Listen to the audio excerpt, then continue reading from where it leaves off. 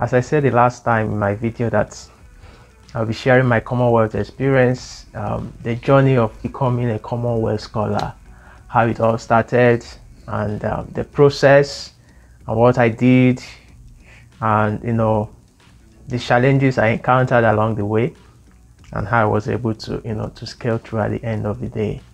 So those are what I'll be sharing, right? So look at my hair. I just had a new haircut, and yeah, I didn't go to the barber actually. I did it myself.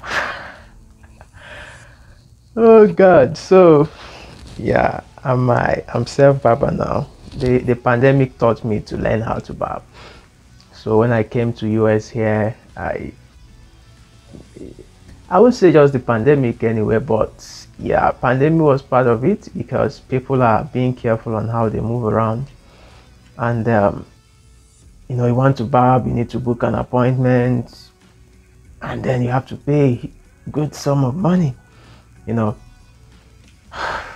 just find it that, oh, this is time wasting, and you are paying your money and you're still being stressed out. And I feel like, why not let me learn how to barb? Even if I don't know how to barb, at least even if I didn't get it right, it's my hair, and I'm not nobody's, I'm not here for fashion or something like that, So I started. If I show you my first haircut, you won't want to see it. It was horrible. But yeah, so after the first one, I was so skeptical to do it that first day, because I am creepophobia, if there is any word like that. I dread of using my creeper on my head. Like, I'll be like, hope I'm not going to cut my head or injure myself. Well, I developed the courage and closed my eyes, and I just did like this, so that my hair was cut. And I was like, wow, this thing is possible. Let me try it again. I continue, cut here. At the end, the back was terrible. Have to call my friend to come and look at the back for me, and he was like, nah, it wasn't good. He helped me to smoothen the back.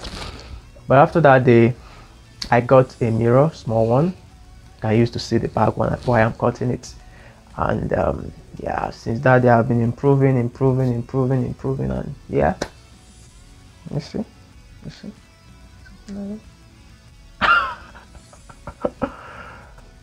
Okay, so enough of my barbing story. Okay, that is not the main point for today, but the reason why I brought that up is just to to encourage you that sometimes when you start off something, you might definitely not good at it, but consistency brings out the best in you. So that's the essence of that.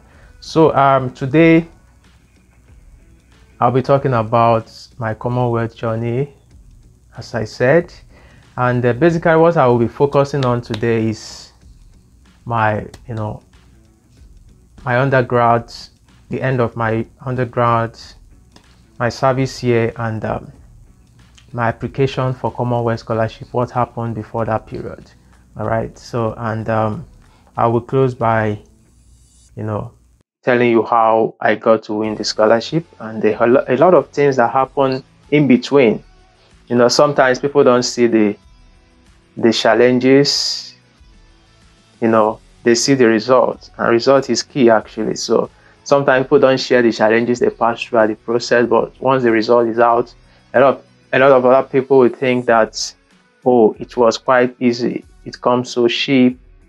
And until you understand the challenges the person faced, you will know that good things sometimes, most times, not even sometimes, doesn't come easily. All right, so, and that will kind of encourage you to keep pushing, even when you are hitting some bottlenecks, and hitting some plateau. You keep pushing, and sooner you overcome the whole challenges. So I graduated from Federal University of Agriculture, Abeokuta, 2017. I was supposed to graduate 2016. But a lot of industrial action, strikes and all that delayed our exams and all that, so we have to do the exam towards the end of 2016. The result was not out until 2017, and that's when we officially kind of completed my undergrad. So after that, I went to observe my national youth service in Kwara State. Precisely, I was deployed to University of Ilorin, right? Better by far, if you know that slogan. So it was during my service year that I started applying for scholarships. And mind you, the first scholarship I applied for was Chevening scholarship. I didn't get to win Chevening scholarship, of course, because the requirements of Chevening, then I don't really have them. But we are enthusiastic to apply to scholarships, and I put in my application. After the first stage, I think in the second stage, I was disqualified. So after that, I waited for Commonwealth scholarship to open. Precisely Commonwealth Share Scholarship, because there are different types of Commonwealth scholarship. There is the Commonwealth Master Scholarship, there is the Commonwealth Share Scholarship, and then we have other types of Commonwealth scholarships, the distance learning, the PhD and all that, the split site. So there are a couple of them. So precisely the one I applied for was Commonwealth Share Scholarship. The Commonwealth Master Scholarship opened before the Commonwealth Share Scholarship, but I was not interested in applying for the Commonwealth Master Scholarship, because that one requires you to apply then to any school of your choice in the UK, get an offer, and then you have to go through nomination process, interview by the government, by the federal government. You have to go mostly to the Federal Capital Territory, Abuja, Nigeria, or if you're applying through other countries, you go to respective scholarship board or any agency that nominates in your country. So I wasn't really interested to go through that process. I wanted something that I can apply to directly, that I don't have to, go through the process of interview and all that. So Commonwealth Share Scholarship offers you that avenue, but the disadvantage of Commonwealth Share Scholarship compared to, would I call it disadvantage? One of the benefits of the Master Scholarship is that you can apply to any course of your choice.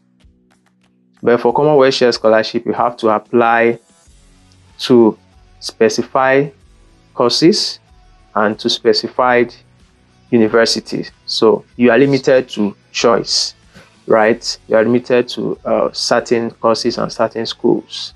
So, but definitely you will find something that suits what you want to do, right? So I went ahead and applied for I started the application while I was serving, and before then I've gotten my transcript. Of course, I have my transcript, I have my degree results, I have all that, and I did not want to write any English test, proficiency test. So I basically go with schools that accept WAEC English, credit in English in WAEC, and they accept it as a proof of proficiency. So I went with those schools, and when I reviewed the list of eligible schools and courses, I found out I found 4 schools or 4 programs I can apply for. Remember, the shared scholarship is a 1-year master, third master scholarship in the UK. So the four universities I applied to were Newcastle University, Cranfield University, University of Liverpool, and Nottingham Trent University. So those were the 4 schools I applied to. 2 of them I applied for. The eligible course for in that school that I could apply for was environmental engineering and management. That was for Cranfield University and Newcastle University. Whereas for Nottingham Trent University was MSc Civil Engineering, yes. And for University of Liverpool it was something on MSc Structural Engineering, yes. So those were these 4 schools I applied to, and I was nominated by Nottingham Trent University at the end. But before then, let me tell you what happened. The process, that is the key point for me, because I learned a lot in the process. When I finished my application, initially I was just going to apply for 3 schools, which was with the exception of Nottingham Trent University, because Nottingham Trent University was the only school that offered MSc Civil Engineering that year. And being the only school offering that course, the competition was expected to be very high, and I was like, oh, am I going to compete with this on this? But it was the last school I actually applied to, I remember. So I was like, oh, let me just apply. You never can tell. And it was the last school I applied to, and the only school that nominated me for the scholarship. But what happened before I got the nomination? I completed my National Youth Service, in April 2018. And then before then, I've already submitted my application for the scholarship. And then I have to travel back to my state of residence in Ogun State. There, I was staying with my brother. We are doing business together while I was waiting, praying that I got the scholarship, so that I will know the next step I'm going to take from there. And while I was waiting for nomination to come in, or for the outcome of the scholarship to happen, I decided to get myself engaged, and I went to a nearby private secondary school, new school like that, and I talked with the proprietor that, oh, I want to teach your students, I want to volunteer kind of to teach, and he decided he's going to pay me for that. And I said, how much are you going to pay? They said, I know we can't pay you based on your qualification, we don't have enough to pay. I said, no, I'm the one that come in here. I wanted to impart knowledge to these kids, and I'm not after the salary, so don't worry, any amount you can afford is okay for me. So I was waiting. It was a waiting time for me, and I wanted to do something, that is valuable, that I can also, keep myself busy for the meantime, instead of just staying at home, and all that. So I started teaching there until the day the outcome of the scholarship was announced. For Commonwealth Share Scholarship, they usually have a deadline when all schools will nominate their candidate, because basically how it works is that each university that you apply to, you are the one to nominate their candidates for the scholarship. Then they will put forward the names to Commonwealth Scholarship Board. So Commonwealth Scholarship Board, what they will just do is to confirm the names in the nominated list and verify, do background check. Once everything is good, they will send you your acceptance letter and all that, and award letter and everything. So after the deadline, a day before the deadline, I didn't hear about. I was not nominated by any of the schools. On the deadline day, I just received some email alerts. Bing, bing, bing, bing. Only for me to open it, and it was, we are sorry. We can't offer you the scholarship at this moment. We have a large number of applicants. Your application was strong, but due to the volume and the number of slots, all those love letter stories. And that's how I got rejected by the 4 schools, for the 4 programs. I was like, oh, it's over. It's over. It's all over. It's all over. So what next? There was a group I was in then, WhatsApp group, where applicants, different groups. When application is on, there will be a lot of groups. I was in one of them, so I have to, oh man, life goes on. I have to leave I left the group. I was like, oh, there's no point. What's the point there when people are just making noise and it's not being my peace? Yeah, it was quite painful, but I just swallowed it and start looking at what is ahead of me. After that, a day later, one of my friends chatted me up. My friend, where we applied for the scholarship together, he was like, oh, Sunday, it seems there is a mistake somewhere. We heard that some schools have not nominated before the deadline day, so it was an automated rejection email that most people received.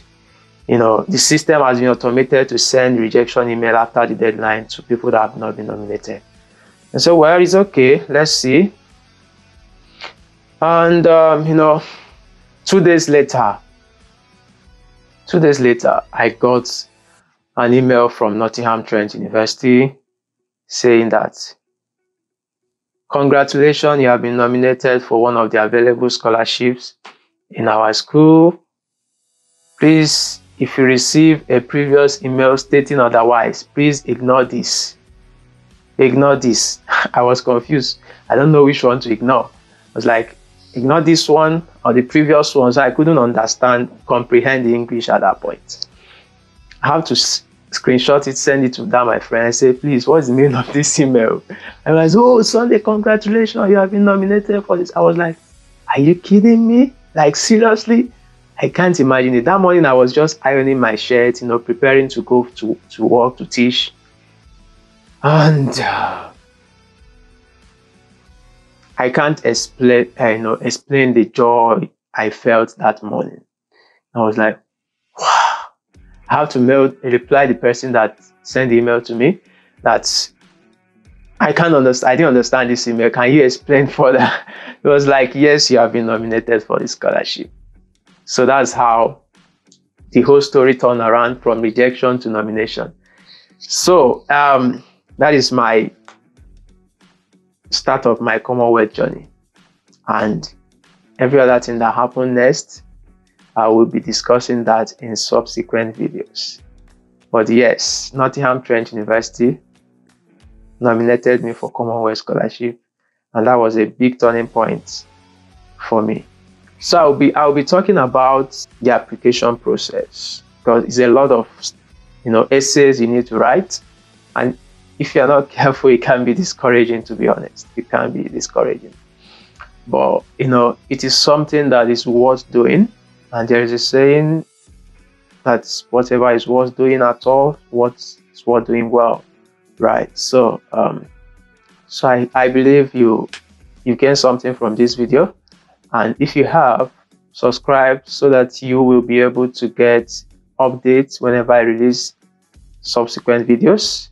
And thank you for watching. Have a wonderful weekend and a new week ahead. Bye.